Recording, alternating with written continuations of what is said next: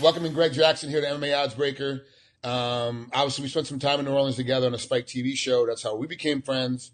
And, really, before that, I got to be honest with you. I got to tell you this when we were doing the show. I didn't really respect you as a coach before then. I just kind of thought you were a guy that kind of backdoors your way in. Then I saw you teaching, and I kind of spied on when you were coaching the other teams. And when I see how things went, I was like, wow, Greg kind of has it. He kind of knows what he's doing. Just a little bit. First, obviously, BJ Penn's there. He has announced he's coming back. I talked to him today. I haven't interviewed him yet. We're going to do that later on. But he's he told me when his fight's coming up, who it is, all that good stuff that's still super, super secret. Right. How did that process go to BJ to show up? Was there a phone call? Was it you grabbing him? Like, what happened?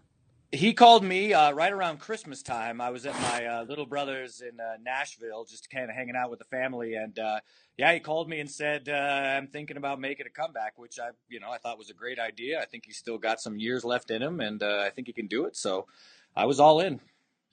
So what's it take for a guy like BJ Penn to show up and start training? What does he have to do when he shows up? Is there like a process of let's feel him out and see where his fitness is at and where his body's at? Or is it straight away, we know where BJ's at, we'll throw him to the wolves and see what happens? We're trying to change the structural stuff that BJ's doing. So we're just changing a lot about his style, getting him in a little more of an aggressive posture and just kind of tweaking all the little areas that I feel we need to tweak to get him kind of back up to speed in MMA. And certainly he's got the athletic ability still as we're looking at his numbers from strength and conditioning. So, I think it's really just, we brought him in, we made sure he was comfortable here, and then we just went right to work, just reprogramming everything. He's notoriously lazy. I mean, he's the guy that would rather be 10% untrained than 1% overtrained. He said it a multitude of times. How can you put him in a room full of animals that are Greg Jackson, Jackson Winklejohn right now? Every guy in there is looking to grab a hold of him. How can a guy like that to try to train? Right. Well, actually, I haven't seen any of that. If anything, he's been the exact opposite since he's been here. I've had to tell him, leave. Go home. I don't want you thinking about fighting for a while. He'll call me and be like, oh, this technique and that. He's very excited about all the techniques and stuff. So I think he's just hungry. He just seems hungry. So if anything, I've had to hold him back. I haven't seen that BJ. So you've known him much longer than I have. But the BJ that I know he's an animal, man. I have to push him away. I have to tell him, don't do anything today at all. The weirdest thing about BJ is that how much he works outside of training camp, but it's relaxed work, but he's always in the gym. Then all of a sudden, you've got 8 weeks to get ready for a fight, and he has to show up. All of a sudden, he's like, I'll do one less rep. I'll do, it's like all of a sudden the mandatory stuff is what drives him crazy. Right. Well, and I guess maybe that's it because, I tell him, this is your show. You want to do it. We got to get all in to do this, and maybe that's what clicked with him. I'm not sure, but he's a pleasure to work with. That's for sure. Well, explain to me how, like an old veteran like BJ, what does the deal financially work out for you? Because you've got to make money at this. You're putting time and effort into it. Is the percentage of his purse? Is a weekly payment? And does that payment include everything, nutrition and strength and conditioning, and using Winklejohn as well? Right. Well, actually, Winklejohn, he does all. Thank goodness now he does all the financial stuff. So we usually do a percentage of the purse and usually includes everything. And they work out all that stuff. But after however 19 years of me chasing around these guys for money, I was like, you know what, big bro, that's all yours. You can do it. Yeah. So he's much smarter than I am. I'm the stunning good looks of the outfit. So we'll let him deal with all that. Well, then you guys are screwed if you go with stunning good looks. You guys are dead in the water. Yeah. We're done. It's got to be, because when we worked together on Spike, we talked about a little bit about how you literally had to chase guys for money, and it was like a couple $100. It wasn't like hundreds of thousands of dollars. Like, you're just trying to get enough to pay your mortgage payment for that month while putting all your effort out to these guys. It's obviously better now because you've got big name guys who are in the training. They're making serious money now. Yep. You went through the dark times when guys, the top end guys are making $30,000. You've gone through all that whole mess. Yep. Mm-hmm. Do you go look back on it sometimes and go, man, I wish John was around a lot earlier. Like, I could get a whole different man. Does that happen sometimes?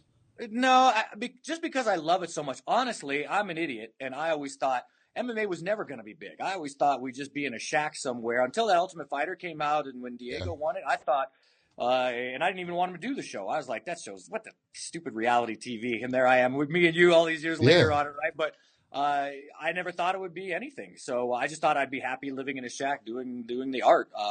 Ever since then, it got big. It's all been kind of just gravy to me. It's like the spot right now is Jackson Winklejohns, especially with John Jones coming back after all his disappointing stuff he had going on legally, and of course you see that he is, I don't want to say he's a poster child, the poster child, but he's a poster child for the UFC because he came out and supported him and helped him get through his legal problems. Has his attitude changed at all coming into the gym now he's back? Yeah, he's really hungry, which I like. You know, I think he just needed. I mean, the partying got to him, everything got to him. I think he just needed a mental break, and to see him kind of get back in the swing of things and really be hungry and wanting to train hard. It's a very good sign.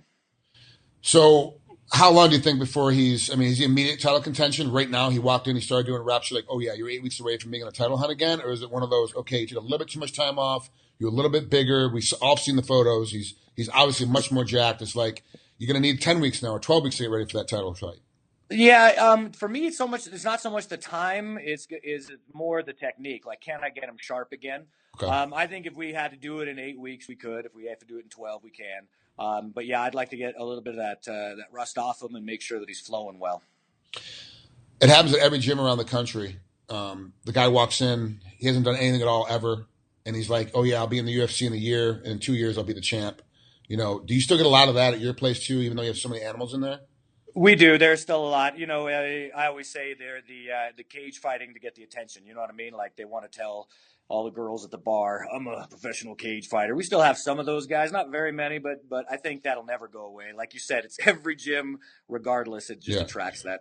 Yeah, we get a little bit of it still. Who's the guy on the team right now we don't know anything about that we're definitely going to know about in about a year from now?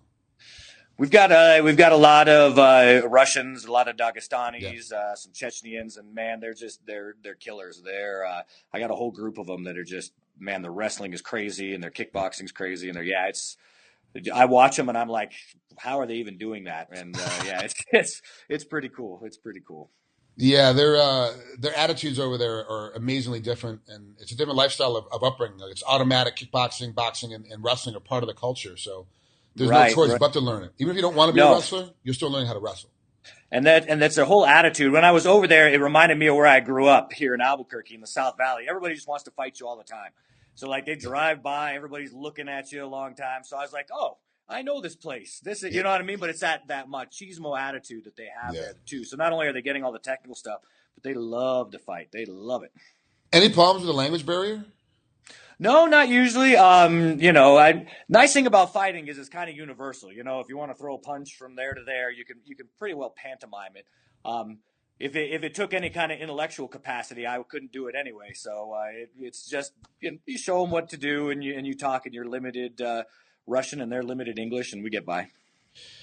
There seems to be a huge mental upswing when people go to your camp, and that actually all the guys here. I'm in Hawaii right now. Living in Oahu. I'm out here doing some stunt work, and a hard life. Hey man, it's a hustle. It's the same hustle we had, when we first started fighting. You're always looking for the next job, even when you're working, even when you're fighting, you're still looking for the next job. I hear you. But we all talked about it. BJ's going to go any place. Yours is the best camp for him because you guys seem to have a mental aspect that we're not getting. That's really not apparent in other camps. The other camps may have it. It's just not as apparent as you guys. Is there a sports psychologist involved? Or is this something that you and John have worked out together and how you kind of approach the team? Yeah, I think it's just it's that positive vibe. When you come in, you're trying to nobody's really out to get each other. Everybody tries to help each other. And I work a lot on the culture of the team, making sure that everybody's getting along. I always call it putting on my fireman hat. I put on my fireman hat, put out fires. We have a room full of 60, 70 alpha males. They all have, everybody's got egos and problems and stuff. But we try to keep everybody smooth on the same sheet of music, and it usually goes pretty well. But it's a very concerted effort on my part, especially, and Mr. Winklejohn as well, to just keep everybody happy on the same sheet of music and making going to work fun. Like, going to work, what you guys are doing with the fighting and stuff is so hard. You don't want to be like, and I got to go and all this stuff. You'd rather look forward to going, and we try to infuse that. There's been a big argument right now with AKA where a lot of guys are getting hurt because they go too hard, they spar too hard. Are you a guy that as a coach, you're like, okay, 1 day a week sparring, 2 days a week sparring, or this guy, like a guy like BJ or myself, for example, if I come in there, you're like, you're too old to be sparring all the time. Let's pull you off. Like, how do you do it? Right. We only do 1 a week hard sparring now, mostly because of the concussion stuff. Like first and foremost, everybody in here is my friend, and I always say it's already too late for me. Like when I grew up, we would just spar whoever, whatever. We didn't care. 5 days a week. You go home with a headache. You come back. You're like, well, that's just what you do, and you don't want to be the baby. You know what I mean? Like, oh, I can't spar today. I got a headache, so you just did it. And I don't want that mentality for these guys at all. 1 day a week hard. We do a lot of other stuff, but I never want them to have, 20 years from now, me and you are hanging out on Oahu, and we have to be able to talk to each other. You can't be like, hey, Greg, and I'm like, I don't want to ever have that be any of us. So just making sure that we're keeping the concussions down, that we're training right is a big deal for me. What do you do outside the gym? It only seems like you're either at a fight, cornering somebody, or in the gym. Like, what do you do? Holy crap, right? I don't know what I do. I've got a couple other businesses. I work with the police and military a lot, so that helps distract me. My hobby is going to old ghost towns throughout the state of New Mexico, so that's kind of fun. But lately, it's just been full on, man. It's MMA does this stuff, and I'm sure you're in the same boat that I am, where it just sucks your life away. Like all of a sudden, you're like doing 12, 14-hour days, and you're like, what's happening right now? Like I see my family for 5 minutes. It's crazy. Yeah. For me, the hardest part is getting workouts in right now. Everybody, it's like interviews and going to see guys train and going to reading this story, reading that. It's like, holy crap, it's been 4 days. I haven't done anything. Like this is horrible. Yeah. It's just living with that. I don't think like you and I can understand it, but it's hard for people to understand that grind is real, and just doing anything for yourself, just working out for yourself is a challenge. It gets to be, it's a challenge. That's for sure. You seem pretty thirsty to keep learning stuff in MMA. Like you're not just one of those coaches, and there are a lot of coaches out there, I won't name them, that are just like, nope, this is it. This is what I know. This is all I'm going to know, and that's the way it's good. But you always seem to have, oh, wow, that front kick by Anderson Silva really worked. Let's go ahead and see how we can adapt it for our guys. And it wasn't the front kick to the face. You guys did start teeping higher to the body, but they had a lot of success with it right away, and you could see it within really 2 months. So like one training camp, everyone was like, oh, yeah, you use this teep. It's not to the hip anymore. It's not the leg anymore. And, of course, John Jones' whole game of, teeping a guy on the thigh, psyching a guy to the leg, all of a sudden that became a big deal. And that kind of came from that mindset. Do you find yourself at home after the kids are asleep and you're like, okay, what's the new technique of the week? I'm going to figure this thing out too? Right. Well, I mean, I was lucky in that I never had anybody to teach me anything. So, like, except for, basic martial arts. Because I live in Albuquerque, New Mexico. It's not like we're the hub of MMA back, especially in the early 90s. Yeah. No Brazilian Jiu-Jitsu here, nothing. So I had to figure it all out. And just keeping that process going is the only reason that I'm even relevant anymore. But I will say that, like, I can't be bored. Like, that's the thing with me is, like, I'm not a happy person if I'm bored. I've got to learn something new. I've got to do something new. Because if I get bored, if I get stagnant, I'm just not a joy to be around. Not that I'm a joy to be around anyway, but even worse when I'm bored, even worse. Awesome. Last question before I let you out of here. And I'm not saying pick which promotion you like better. I'm not saying that. But who do you like when you have to corner a fighter, it's a title fight, and you're in the corner, and you're like, okay, this is all the chips on the table. This is what's going to happen. And it doesn't make a difference who the guy is fighting because every title fight's super important. Like every fight is super important. Do you prefer to be in a Bellator corner or do you prefer to be in a UFC corner when it's time to be that title fight to contention time? I don't, I guess I try to tune so much of that stuff out that I try not to think in those terms. Okay. Obviously, in Bellator, they let you have sponsors, so you make more money that way. The UFC doesn't, but the UFC gives you sometimes more base pay. So there's pros and cons to both of them. For me, I just try to tune all of it out, and all I care about is my guy. I just want to make sure my guy does well, that I do. I don't want to let him down, so I want to do everything right to make sure that he can do his best to win. You pretty much have the attitude with a guy that's fighting first fight in the prelims. Like you don't really particularly care if it's a title fight or not. You treat every fight the same. Yeah, I do. Just for me, that is a way to deal with pressure and stress and all that stuff too. Just focus so much on the process that all that outside world just kind of fades away from me. And all I care about is that process. Because that's the only part I own. When you guys win, that's for you. You were in there. You had the punches coming at you. That doesn't belong to me. But the process up until then, that belongs to me. So that's the part I really focus on. Do you miss competing at all? Do you miss it? I never really did. When I grew up fighting almost every day, Okay. just because I was a white kid where I was, Yeah. and that's how I do what I do. Listen, if I was raised in, a nice suburb and I don't know, Maine somewhere, then I'd probably be like I don't know, a mathematician. I don't know what I would do. But certainly, I'm not a violent person. It certainly wouldn't be fun. I fought every day because I had to, only because Right. I had to. And so that's why I'm here. So I don't really miss any of that. I just feel like I'm lucky that I found it. You know what I mean? I'm lucky Right. that people trust me with their careers, and I'm lucky that anybody that was raised in a real hood gets out of the hood and Yeah. puts a little distance. But I'm still in Albuquerque. You know what I mean? I'm still proud of where I come from.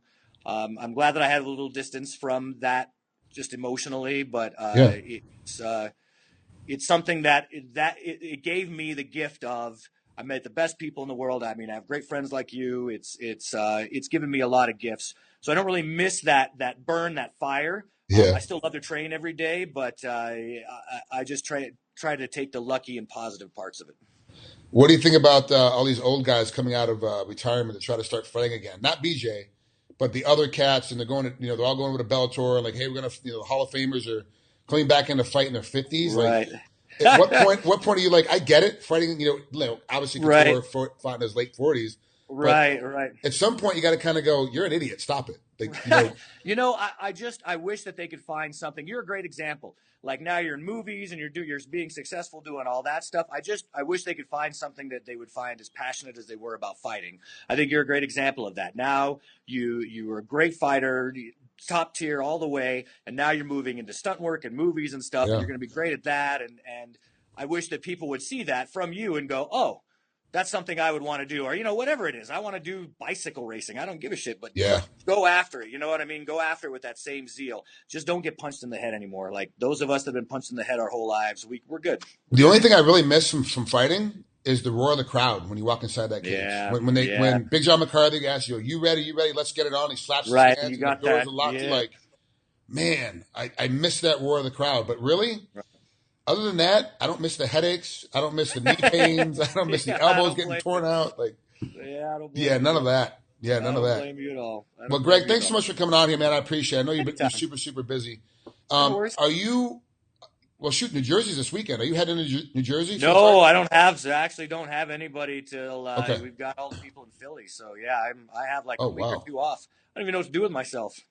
I don't know what I'm going to do. Well, go look at some ghost towns, and why don't you take your wife on a romantic dinner? I think she'd appreciate Sold. it. Done. 100%. I'm on it.